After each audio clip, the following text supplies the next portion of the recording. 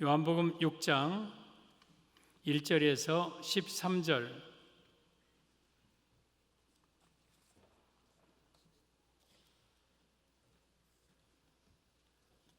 함께 말씀 받겠습니다. 1절 시작. 그 후에 예수께서 디베라의 갈릴리 바다 건너편으로 가시매 큰 무리가 따르니 이는 병자들에게 행하시는 표적을 보았음이러라. 예수께서 산에 오르사 제자들과 함께 거기 앉으시니 마침 유대인의 명절인 유월절이 가까운지라. 예수께서 눈을 들어 큰 무리가 자기에게로 오는 것을 보시고 빌립에게 이르시되 우리가 어디서 떡을 사서 이 사람들을 먹이겠느냐 하시니, 이렇게 말씀하시면 친히 어떻게 하실지를 아시고 빌립을 시험하고자 하심이라. 빌립이 대답하되 각 사람으로 조금씩 받게 할지라도 200데나리온의 떡이 부족하리이다. 제자 중 하나 곧 시몬 베드로의 형제 안드레가 예수께 여짜오되 여기 한 아이가 있어 보리떡 5개와 물고기 2마리를 가지고 있나이다. 그러나 그것이 이 많은 사람에게 얼마나 되겠사옵나이까? 예수께서 이르시되 이 사람들로 앉게 하라 하시니 그곳에 잔디가 많은지라 사람들이 앉으니 수가 5,000명쯤 되더라. 예수께서 떡을 가져 축사하신 후에 앉아 있는 자들에게 나눠주시고 물고기도 그렇게 그들의 원대로 주시니라. 그들이 배부른 후에 예수께서 제자들에게 이르시되 남은 조각을 거두고 버리는 것이 없게 하라 하시므로 이에 거두니 보리떡 5개로 먹고 남은 조각이 12바구니에 찼더라. 아멘. 오늘 제목은 세 종류의 사람이라는 제목으로 말씀을 드리겠습니다. 오늘은 어린이 주일입니다. 이 본문을 통해서 교회 안에서 그리고 예수님 앞에 어린아이들이 얼마나 소중한가, 얼마나 중요한가 본문을 통해서 말씀을 드리겠습니다. 오늘 본문은 오병이어의 기적의 사건인데, 오병이어라는 말은 성경에 없습니다. 떡병 고기어에서 떡 5개와 물고기 2마리 기적을 오병이어의 기적이라고 합니다. 이제 예수님이 갈릴리 벳세다 호수 옆에 있는 야트막한 산입니다. 그 산에 오르셨을 때에 많은 사람들이 예수님에게 옵니다. 그래서 그들에게 말씀을 전하고 병을 고치시고 하는데 이제들의 배가 고파요. 그래서 예수님이 12제자 중 하나인 빌립에게 물어봅니다. 빌립아, 이 사람들 배고픈데 어떻게 했으면 좋겠느냐? 이것은 빌립을 시험하고자 지금 질문한 거예요. 그러니까 빌립이 이 사람들이요 먹으려면요 다 조금씩 돈을 거두어도 200데나리온 정도는 부족할 것 같은데요. 그래요. 근데 그 사이에 또 다른 제자 안드레는 음식을 찾으러 막 나갑니다. 혹시 여러분 가운데 음식 있습니까? 혹시 도시락이라든가 먹을 것 있는 사람, 먹을 것 막 그래요. 근데 어떤 어린아이가 선생님 여기 제 이 도시락이 하나 있어요 하고 도시락을 줘요. 봤더니 거기 물고기 2마리하고 보리떡 5개가 있어요. 그걸 가지고 이제 안드레가 예수님께 와서 선생님 여기 한 아이의 도시락이 있습니다 하고 그 도시락을 예수님께 드립니다. 그러자 예수님이 그들로 하여금 잔디에 앉게 하고 그 도시락을 들고 하나님께 축사하십니다. 하나님 아버지, 이 도시락을 통해서 이들에게 풍성하게 먹이게 하옵소서 하고 제자들에게 나눠주라고 그래요.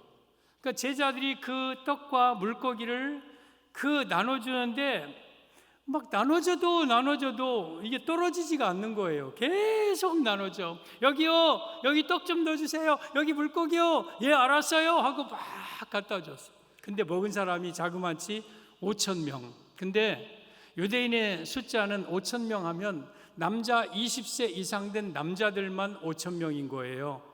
그러니까 어린아이, 어른, 여자 포함하면 2만 명, 3만 명.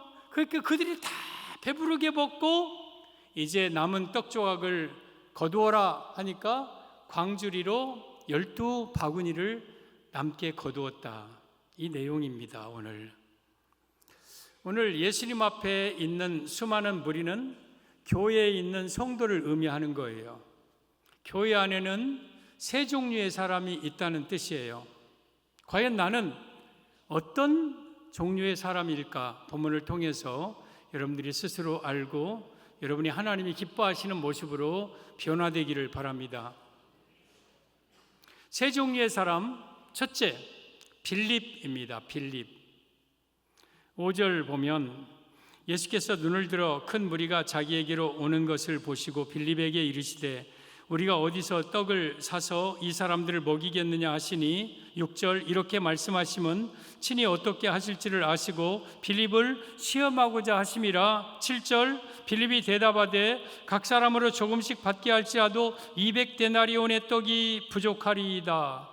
지금 빌립에게 이 사람들 어떻게 먹이겠느냐 그렇게 빌립을 시험하고자 물어봤어요. 근데 빌립이 딱 보니까 디디디디 계산이 돼요. 약 이만큼 200데나리온. 선생님 200데나리온 정도가 떡이 부족하겠나이다. 여러분 한 데나리온은 노동자 하루 품삯이에요. 10만 원이면 2천만 원이고 20만 원이면 4천만 원이에요. 지금 빌립이 그걸 지금 이 예수님에게 얘기한 거예요. 그러면 교회 안에 빌립과 같은 사람, 첫째는 계산적으로 사는 사람임을 의미합니다. 계산적으로, 인간적인 방법으로 살아요. 지금 예수님은 빌립에게 그것 물어본 거 아니잖아요. 200데나리온 떡 부족하다고 그거 대답 들으려고 물어본 거 아니잖아요. 빌립을 시험하고자 했어요. 그렇다면 빌립이 이렇게 대답했어요. 예수님, 사람들이 엄청 많은데요.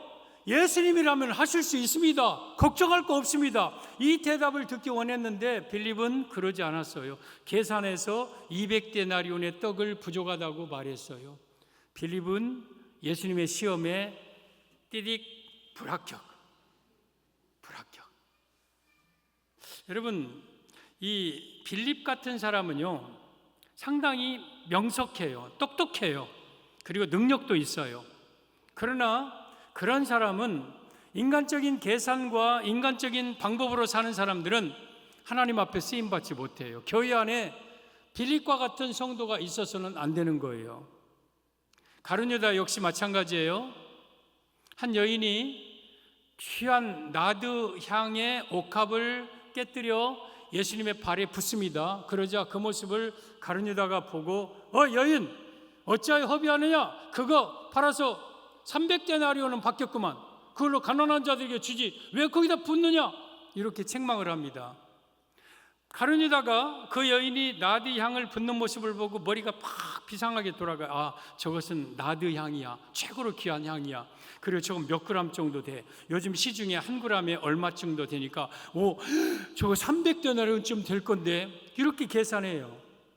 이게 빌립이나 가룟유다, 물론 빌립이 나중에 성령 받고는요 훌륭한 제자 됩니다. 근데 아직 이 오늘 요한복음 6장의 이 빌립의 모습은 가룟유다와 별반 다를 바가 없는 사람이에요. 계산적인 사람. 사회에서는 이런 사람이 유능한 사람일 수 있어요. 명석하고 또한 똑똑하고 유능하고 여러분 사리분별이 정확한 사람, 이 빌립 같은 사람. 사회에서는 이 사람들이 유능할지 모르지만 주 앞에서는 이 빌립은 아닌 거예요. 우리 성도들 가운데 빌립형의 성도, 뭐든지 인간적인 방법으로 계산해서 사는 성도가 되지 않기를 바랍니다. 마가복음 5장에 오면 회당장, 그러니까 회당의 전체 관리하는 장이니까 지체가 높은 사람의 딸이 하나 있는데 12살 먹은 딸이에요. 근데 그 딸이 죽었어요. 얼마나 슬퍼요. 여러분, 어린아이가 죽을 때는요 내 아이가 아니더라도 그 아이의 모습을 보면 얼마나 슬픈지 몰라요. 그래서 이 회당장의 집에 막 아이고 막 땅을 치면서 막 다들 울어요. 왜? 그 어린아이가 죽었으니까. 그때 예수님이 그 집에 오셨어요. 근데 사람들이 막 울고 있으니까 그들에게 울지 말아라. 이 아이가 죽은 것이 아니라 잔다 그래요. 그러니까 사람들이 비웃어요. 아이고 우리가 지금 죽은 것도 잔 것도 구분 못할 줄 아느냐고 하면서 비웃어요. 그러자 예수님이 그들을 내보내시고 제자들과 함께 그 부모를 데리고 그 아이가 누워있는 방으로 들어가요. 사람들이 죽으면 하얀 천으로 이렇게 덮어놓잖아요. 방에 들어갔더니 우리나라식으로 아마 하얀 천으로 아이가 덮여 있어요.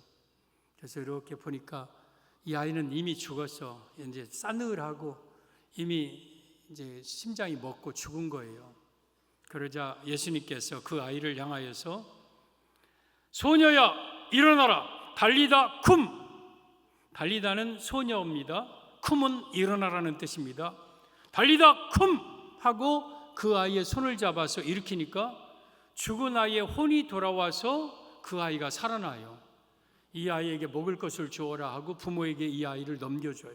그러니까 그 사람들이 우와 하고 초상집이 갑자기 잔치집이 되고 막 춤추고 막 즐거워하고 좋아하고. 예수님은 그런 분이에요.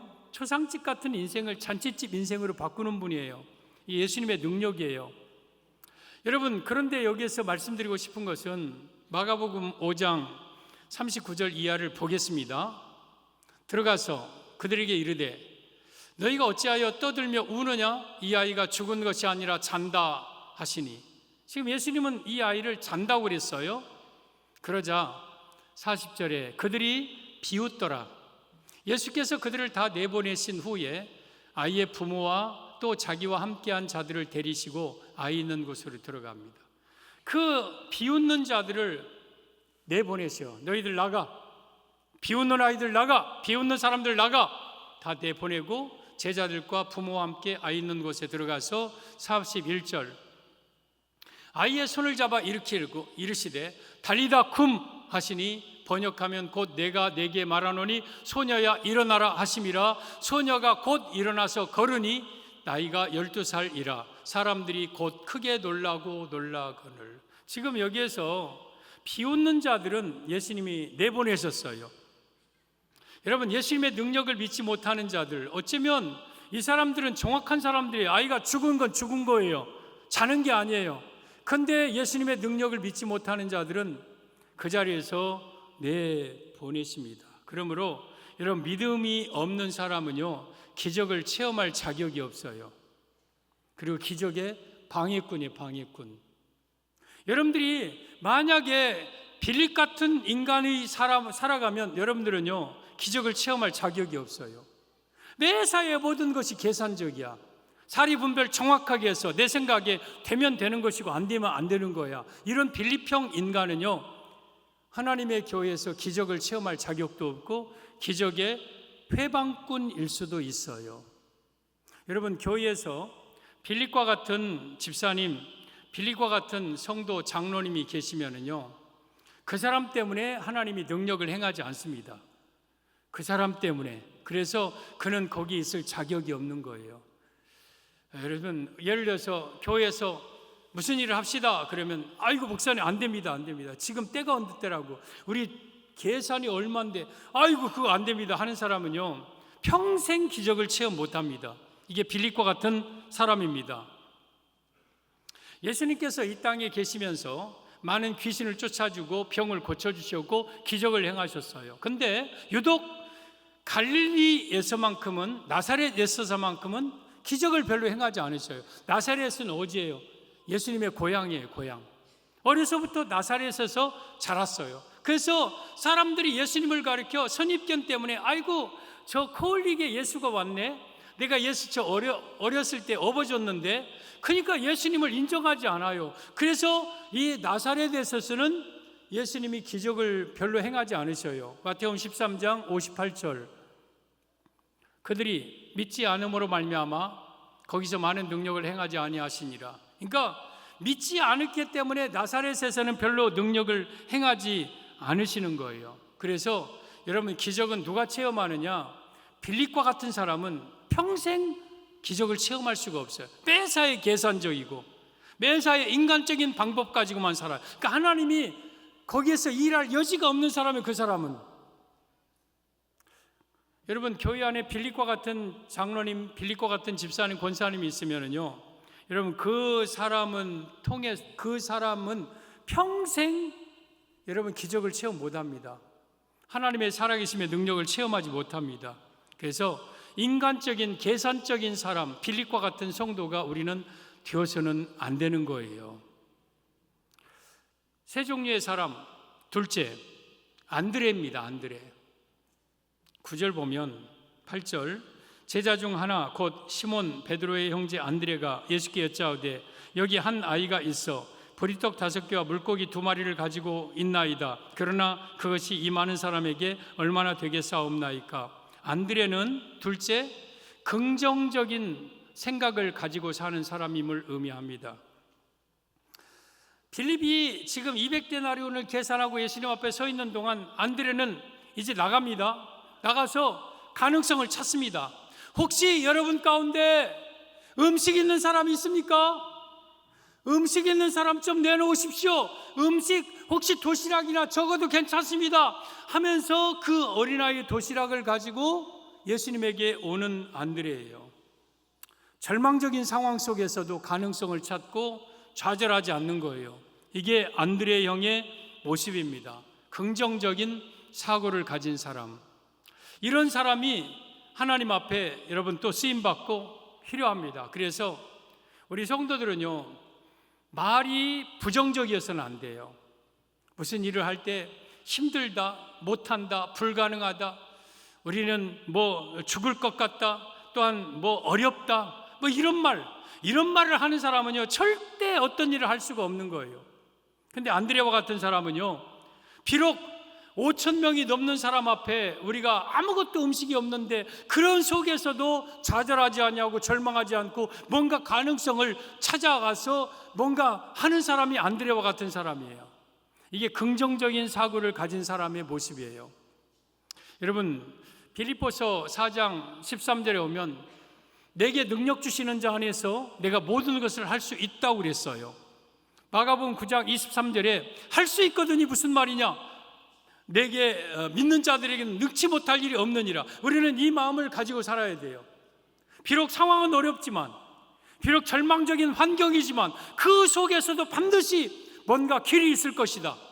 거기서도 반드시 살아날 가능성이 있다. 그래서 절망적이지 아니하고 낙심하고 좌절하지 아니하고 그 속에서 희망을 찾고 그 속에서 가능성을 찾아 살아가는 사람, 이게 안드레 형의 사람입니다. 여러분, 교회 안에는 빌립 형이 있고 안드레 형이 있어요. 모든 것은 환경과 형편만 보고 안 된다고 못한다고 하는 사람도 있고, 또 안드레처럼 한번 해봅시다, 한번 찾아봅시다, 할 수 있습니다, 하면 됩니다 하고 말하는 사람이 있어요. 우리 안드레 형 같은 그러한 우리 성도들 되기를 바랍니다. 여러분, 안드레는 절망적인 상황에서도 가능성을 찾고 뭔가 희망을 찾았어요. 여러분들이 상황이 때로는 오늘 벳세다 상황과 같은 상황을 우리가 막다뜨릴 수 있어요. 내 인생에 정말 어려워요. 이건 할 수 없는 얘기, 사방이 꽉 막혔어요. 정말 어떤 방법이 없어요. 방법이요. 그러면 보통 빌립과 같은 사람은 거기서 좌절하고 절망하고 낙심합니다. 근데 안드레와 같은 사람은 뭔가 그 속에서도 희망을 갖습니다. 가능성을 찾습니다. 뭔가 피할 길이 있다는 것을 압니다. 그래서 뭔가 그 속에서도 절망적이지 않고 뭔가 가능성을 찾아 나가는 사람, 이 사람이 안드레 형의 사람입니다. 여러분, 생각보다 사실 우리 인간에게는요, 여러분이 스스로 생각하는 것보다 우리에게는 훨씬 더 많은 능력이 있어요. 우리는 많은 일을 할 수 있는 능력이 우리 인간에게는 있어요. 요한복음 14장 12절 보면 같이 시작. 내가 진실로 진실로 너희에게 이르노니 나를 믿는 자는 내가 하는 일을 그도 할 것이요 또한 그보다 큰 일도 하리니 이는 내가 아버지께로 감이라. 제자들에게 내가 하는 일을 너희들도 할 것이다. 더 나가서 내가 한 일보다 더 큰 일도 할 것이다. 문제는 내가 아버지께로 간다. 예수님이 이 땅에 계실 때 제자들이 예수님보다 더 큰 능력을 행하면 권위가 무너지는 거니까 그래서 안 되는 거예요. 근데 예수님은 이제 하늘로 승천하십니다. 그리고 우리에게 예수님이 했던 일도 할 수 있는, 더 나아가서 예수님이 한 일보다 더 큰 일도 할 수 있는 능력이 우리에게 있는 거예요. 그래서 우리는요, 빌립과 같이 절망적으로 살아서는 안 돼요. 우리는 비록 어렵고 힘들어도 내 안에는 분명히 어떤 것이든지 할 수 있는 능력이 여러분 안에는 있는 거예요. 따라서 아무리 힘들고 어려워도 절망하지 마세요. 포기하지 마세요. 좌절하지 마세요. 그 속에서는 반드시 할 수 있는 길이 있는 거예요. 이게 가능의식 가지고 사는 거예요. 나는 무엇이든지 할 수 있다. 할 수 있다. 제가 목회를 지금까지 단연해 오면서 느낀 것이 하나 있어요. 하나님이 기뻐하시는 일은요, 하면 돼요. 교회에서요, 뭐든지요, 하면 돼요. 근데 문제는 시간이 오래 걸려.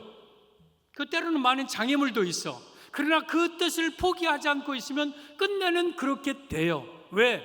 우리 안에 계신 하나님의 능력이 우리로 하여금 그렇게 할 수 있는 능력을 주시는 거예요. 그래서 여러분들이 어떤 상황을 만나도 절망적이지 말고 포기하지 말고요, 가능성을 찾고 그 속에서 희망을 찾으세요. 그리고 항상 할 수 있다는 마음을 가지세요. 이게 안드레 영의 인간입니다. 뭔가 할 수 있다는 긍정적인 사고를 가지고 있는 사람. 그런데 문제는 9절을 다시 보면 여기 한 아이가 있어 보리떡 5개와 물고기 2마리를 가지고 있나이다. 그러나 그것이 이 많은 사람에게 얼마나 되겠사옵나이까. 지금 안드레는 가지고는 왔지만 마음에는 확신이 없어. 떡 가지고 왔습니다. 그러나 이것이 이 사람들에게 얼마나 되겠습니까? 이 문제. 여러분, 긍정적인 사고형 인간은요, 결국엔 한계에 부딪힙니다. 내가 할 수 없는 일들이 많아요. 아무리 할 수 있다고, 나는 하겠다고, 아무리 할 수 있을 것 같아도 인간의 힘으로는 못하는 일이 많아요. 그래도 빌립보다는 나아요. 그러면 안드레한테는 뭐 줄까요? 빌립은 각계표인데 안드레는 세모 주겠어요. 세모형 성도. 그래도 빌립보다는 나으니까. 안드레는 긍정적인 사고를 가지고 살지만 사람이 사는 길에는 긍정적인 사고만 가지고는 되는 일이 없어. 다 되지 않는 일이 많은 거예요. 그래서 세 번째 부류의 사람이 필요한 거예요. 셋째, 한 아이. 9절에 보면 여기 한 아이가 있어 보리떡 5개와 물고기 2마리를 가지고 있나이다. 그러나 그것이 이 많은 사람에게 얼마나 되겠사옵나이까. 지금 안드레에게 도시락을 준 이 한 아이, 세 종류의 사람, 셋째, 믿음의 사람임을 의미합니다. 믿음으로 사는 사람. 지금 안드레가 사람들에게 도시락을 찾고 있죠. 혹시 먹을 것 있는 사람 있습니까? 먹을 거, 음식 혹시 없습니까? 여기요? 손 들으셨어요? 여기요? 근데요, 다른 사람에게 먹을 것이 없었겠습니까? 여러분, 그 2만 명, 3만 명 가운데 도시락이 없었겠습니까? 틀림없이 다른 사람들 먹을 것 가지고 있을 수도 있어요. 아직 미처 먹지 못한 도시락도 있을 수 있어요. 근데 왜 그들은 못 내놓습니까? 이거 내놔 봐야 이 많은 사람에게 뭐가 얼마나 되겠느냐, 이런 생각이에요. 근데 이 어린아이는 그러지 않았어요. 선생님, 여기 제 도시락 있습니다. 여기 제 도시락 있습니다 하고 내어놓은 것은, 내가 비록 작은 도시락이지만 저분 예수님께 이거 드리면 예수님은 뭐든지 할 수 있다는 그러한 믿음이 이 아이에게 있는 거예요. 이게 믿음의 사람의 모습이에요. 이런 아이와 같은 믿음이 역사를 일으키는 거예요. 사랑하는 성도 여러분, 이 아이의 손에 있었을 때는 작은 도시락 하나였지만 믿음으로 예수님의 손에 드렸을 때는 예수님이 축사하시고 5천 명, 아니 2만 명, 3만 명이 넘고도 배불리 먹고도 남는 능력이 이 어린아이 도시락을 통해서 일어나는 거예요.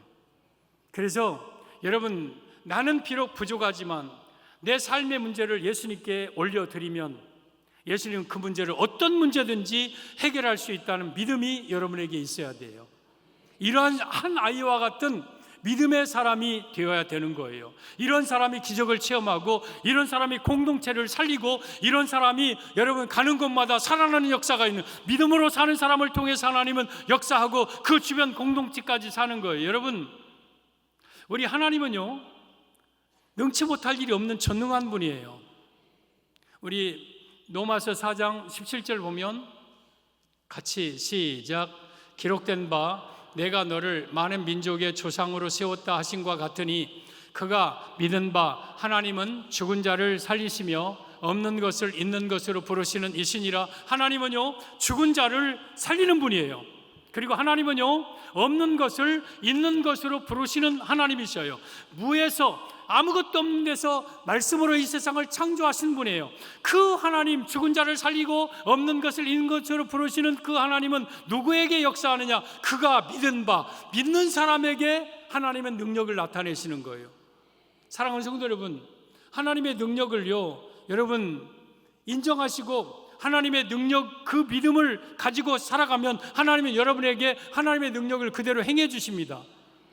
요한복음 8장 누가복음 18장 27절 같이 시작.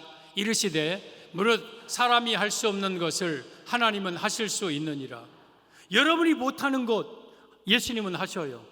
하나님과 예수님 같은 분이에요. 지금도 내 안에 하나님이, 예수님이, 성령님이 계셔요. 나는 할 수 없는 일 하나님은 하시는 거예요. 그런데 누구에게? 믿음으로 예수님 앞에 그 문제를 맡기는 자에게 역사하는 거예요. 이 한 아이와 같이. 그래서 여러분들은 한 아이와 같은 믿음의 사람이 돼야 돼요. 요한복음 14장 1절에 오면 너희는 마음에 근심하지 말라. 하나님을 믿으니 또 나를 믿으라. 여러분, 하나님을 믿는 믿음의 사람들에게는요, 특징이 하나 있어요. 근심하거나 염려하지 않아요. 두려워하거나 걱정하지 않아요. 5,000명, 10,000명, 20,000명 있어도 예수님이 계신 한 우리를 책임져 죽일 것이라는 그런 믿음이 있는 자는 절망적인 상황에서도 두려워하거나 근심하거나 염려하거나 걱정하지 않아요. 그래서 여러분들이요, 마음에 근심하지 말라. 하나님을 믿으니 또 나를 믿으라. 예수님의 살아계신 거, 하나님의 아들이심을 믿는 그 믿음이 아니라 여기서는 예수님의 능력 믿어라. 하나님의 능력 믿어라. 그 하나님이 너희와 함께 있지 않느냐? 왜 마음에 근심하고 걱정하고 염려하느냐? 사랑하는 성도들, 우리는요, 믿음으로 사는 사람이 되어야 돼요. 이게 한 아이와 같은 믿음이에요. 창세기 16장에 오면 아브라함의 역사 가운데 가장 암울한 역사가 나와요. 아브라함이 175세까지 살거든요. 창세기 12장에 하란 땅에서 너는 본토 친척 아버지 집을 떠나 내가 내게 지시할 땅으로 가라. 내가 내게 복을 주고 내 이름을 창대케 하고 너를 축복의 통로로 삼겠다고 하면서 아브라함을 하란에서 이제 떠나게 하십니다. 이때 나이가 75세예요. 아브라함의 나이 75세. 근데 자녀가 한 명도 없었어요. 근데 창세기 15장에 하나님이 아브라함에게 너 밖으로 나와봐라 하고 밖으로 아브라함을 밤에 데리고 나와요. 하늘을 쳐다보라. 별들이 진짜 많네요. 별들이 막 은하수, 막 가시오페 자리, 북극곰 자리, 막 양자리, 전갈자리, 북두칠성, 오리온 별자리, 북극성, 어마어마하게 별들이 많아요. 막. 그러니까 하나님이 아브라함에게 너 이 별을 셀 수 있느냐? 못 세겠는데요. 그러자 하나님의 음성이 들려옵니다. 아브라함아, 내 자손이 저처럼 하늘의 별처럼 내 자손이 많으리라 그래요. 그러니까 창세기 15장 6절에 아브라함이 이를 믿었고 로마서 4장에 하나님은 그것을 아브라함의 의로 여기셨어요. 아브라함은 그걸 믿었어요. 지금 자식이 하나도 없는데 하늘의 별처럼 내 자녀가 많으리라는 하나님의 그 음성에 내가 믿었어요. 그게 아브라함의 믿음이에요. 그리고 시간이 지나갑니다. 77세, 78세, 79세, 80세. 근데도 사라의 배가 안 올라와. 81세, 82세, 83세, 84세, 85세. 하란에서 떠난 지 10년이 됐는데도 아이가 없어. 그 사이에 아브라함은 점점 늙어가고 사라도 점점 생리가 끊어져 가고 이제 절망적인 상황이 되는 거예요. 근데 어느 날 아내 사라가 여보 왜? 근데 있잖아, 이제 나는 아기 날 가능성이 없어. 난 벌써 생리가 끊어졌어. 근데 우리 많은 재산을 그래도 누구인가 맡기고 상속해야 되잖아요. 근데 아이가 없으니까 당신 우리 종 하갈 있잖아, 애굽 사람. 아직 젊고 그러니까 그 여인에게 들어가서 아들 하나만 낳아서 그 아들로 우리 가문을 이어가게 합시다. 그 아들 내가 사랑할 터이니까 하갈에게 들어가도 내가 아무런 질투 안 할 터이니까 그렇게 하라고 그래요. 그러니까 아브라함이 무슨 소리야? 난 당신밖에 없어. 내가 어떤 여인을 내가 품에 품어? 안 돼. 여보, 내가 용납해 줄 테니까 한 번만 해주소. 나도 아기를 좀 안고 싶소. 안 돼. 그럴까? 알았어. 그래가지고 하갈하고 잠을 잤네. 그래서 낳은 아들이 이스마엘이에요. 이스마엘. 그 이스마엘 낳으면 행복할 줄 알았는데 이스마엘 낳고 가정부터 그때부터 이제 평지풍파가 일어나는 거예요. 막 하갈과 사라가 싸우고 훗날 낳은 이삭과 이스마엘이 싸우고 막 가정이 막 혼란스러워진 거예요. 이때 아브라함의 나이가 86세입니다. 85세의 아이를 가져 86세의 아이를 낳습니다. 그러면 한번 성경을 보겠습니다. 창세기 16장 16절. 창세기 16장 16절 보면 같이 시작. 하갈이 아브라함에게 이스마엘을 낳았을 때에 아브라함의 86세였더라. 그러니까 하갈이 아브라함에게 이스마엘 낳았어요. 그때 아브라함의 나이가 86세였어요. 그리고 바로 이어서 뒤에 다른 절 없습니다. 17장으로 넘어갑니다. 17장 1절 시작.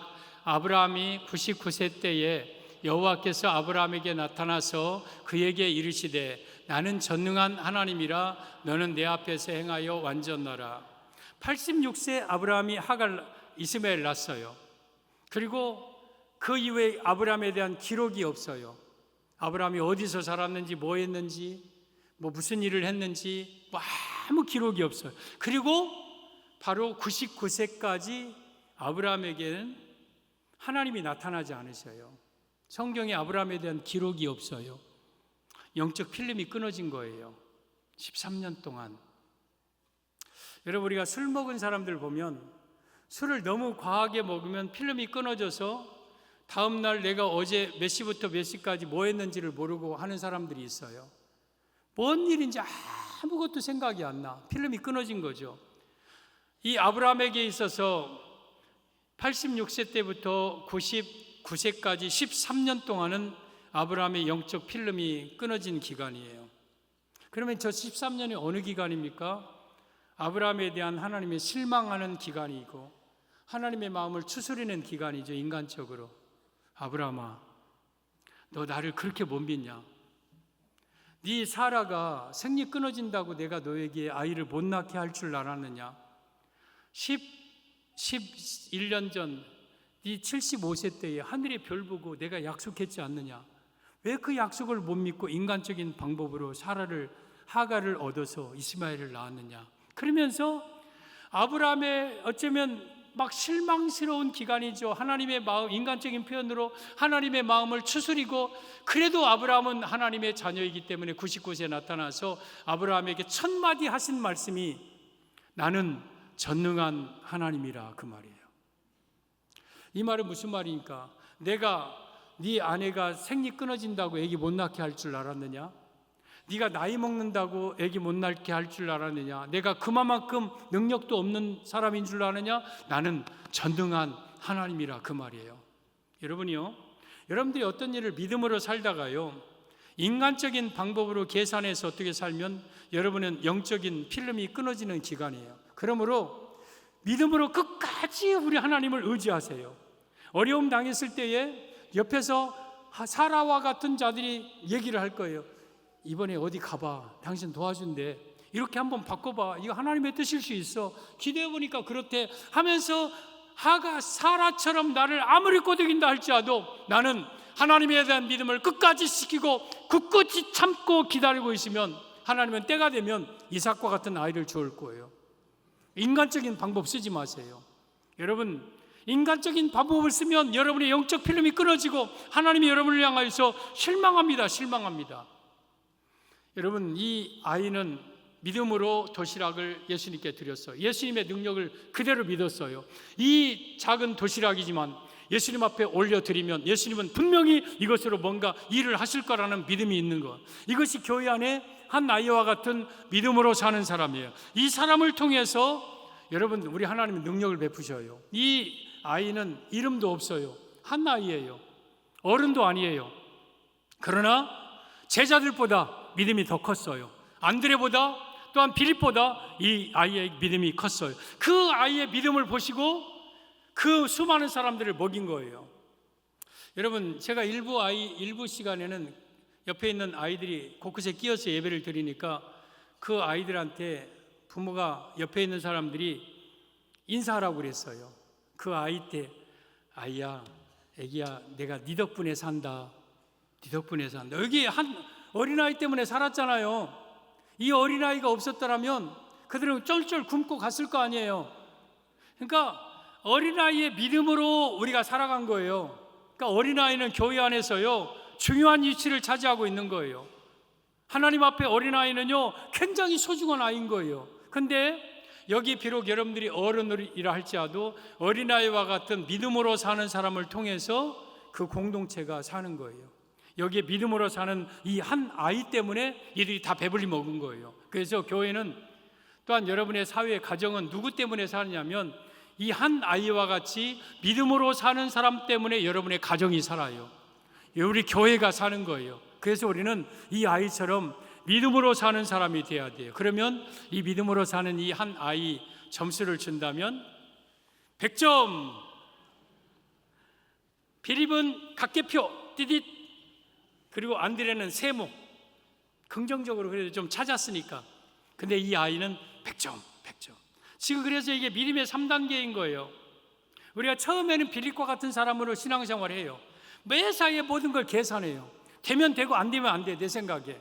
그러다가 좀 긍정적인 사람으로 표현해야 돼요. 그래서 어려움을 만나도 낙심과 좌절하지 않고 할 수 있어, 나는 분명히 할 길 거야, 막 이런 긍정적인 마음이 있어요. 그러다가 신앙이 성숙하면 이 한 아이처럼, 주님, 상황은 어렵고 힘들지만 하나님은 능치 못할 일이 없는 줄 믿사오니 이 문제를 내가 예수님께 드립니다 하고 예수님의 손에 나의 모든 것을 맡겨요. 그러면 예수님은 그 믿음대로 역사하여서 그 아이뿐만 아니라 그 공동체 전체를 먹여 살려요. 그러니까 이 사회는, 이 교회는 누구 때문에 사느냐면 믿음으로 사는 이 한 아이와 같은 사람 때문에 우리가 사는 거예요.